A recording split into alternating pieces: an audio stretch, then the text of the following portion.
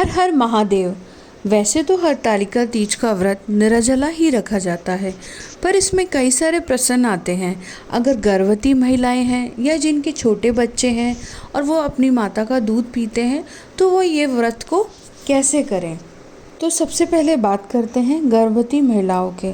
क्या वो व्रत रख सकती हैं या वो व्रत छोड़ सकती हैं या उनके स्थान पे कोई और व्रत रख सकता है।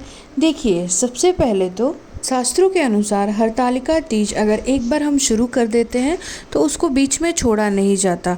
पर हाँ, अगर आप गर्भवती हैं और आप निर्जला व्रत नहीं रख सकती हैं, तो आप इसमें ये ज़रूर कर सकती हैं कि आप दिन भर निर्जला व्रत रखें और शाम को आप पूजा वगैरह करते हैं प्रदोष काल में, पूजा करके आप पानी और फल जो होते हैं वो ग्रहण करें। पर वैसे अगर इसकी कथा आप पढ़ेंगे तो आपको कुछ भी खाने पीने का मन वैसे ही नहीं करेगा। पर हाँ, अपनी तबीयत का तो ख्याल रखना ही पड़ेगा। अब क्या करें, शाम की पूजा थोड़ी जल्दी प्रारंभ कर दे। 4 बजे से ही पूजा प्रारंभ कर दे। उसके बाद अब नींबू की शिकंजी बना ले या फिर नारियल पानी पी ले। उसके बाद कुछ जो फ्रूट्स वगैरह रहते हैं, फल वगैरह रहते हैं, वो खा ले।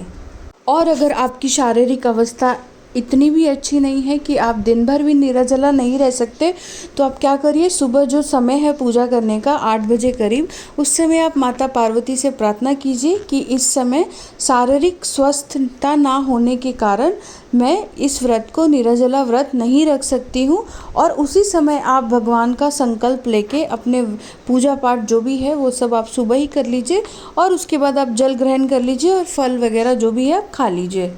देखिए, भगवान तो भाव के भूखे हैं। एक बार जब आपने अपने भगवान को बोल दिया कि मैं असमर्थ हूँ और आप ये चीज़ अपने भगवान को व्यक्त कर देते हैं और उसके बाद आपने संकल्प ले लिया कि मैं इस तरीके से व्रत रखूँगी इस साल, जैसे कि जल भी ग्रहण करूँगी और फल वगैरह भी लूँगी, तो उसके बाद कोई बात नहीं। भगवान जी हमारे भाव के भूखे हैं, वो सारी चीज़ें समझते हैं। उनको तो ये भी चीज़ें बताने की ज़रूरत नहीं है, उनको सब पता है और वो इस व्रत का संपूर्ण फल हमें देंगे। लेकिन हाँ, ईमानदारी का ख्याल रखिएगा, क्योंकि ये जो व्रत है वो माता पार्वती, गौरी गणेश और शिव जी के लिए है। तो ईमानदारी तो सबसे पहले ख्याल रखिएगा। और हमारे शास्त्रों में भी लिखा गया है कि किसी भी प्रकार से बालक, वृद्ध और रोगी को हम किसी भी नियम से बाध्य नहीं कर सकते। तो इन चीज़ों का ख्याल रखते हुए आप जलाहार और फलाहार व्रत रख सकते हैं। और अगर आपने संकल्प लिया है कि आपको निर्जला व्रत ही रखना है और बीच में आपको प्यास लग जाती है या सर दर्द होने लगता है किसी का, तो उस समय आप क्या करें। तो शास्त्रों में लिखा गया है कि पशु पे कोई भी नियम लागू नहीं होते हैं। तो आप क्या करिए, दोनों हाथ दोनों पैर अपने ज़मीन पे रख लीजिए और एक बड़े से बर्तन को सामने रख लीजिए पानी भर के, और उस हिसाब से आप पशु बन के पानी पी लीजिए। इससे आपको कोई दोष नहीं लगेगा और व्रत के सारे फल मिलेंगे। और देखिए, ऐसा भी तभी करना चाहिए जब आप बिल्कुल ही असमर्थ हैं इस व्रत को करने में।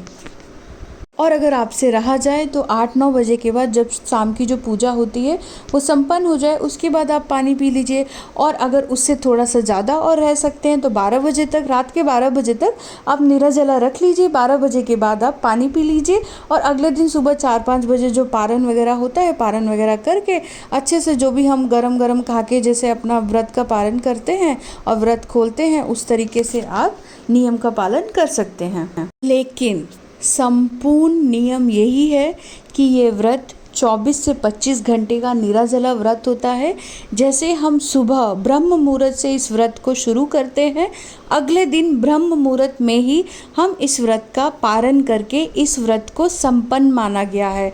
बीच में ये जो हम पानी वगैरह की जो बातें आपको बताई गई हैं, ये तभी लागू होती हैं जब शारीरिक अवस्था हमारी सही नहीं है और हम इस स्थिति में नहीं हैं कि हम निर्जला व्रत रखें और माता पार्वती की पूजा आराधना करें।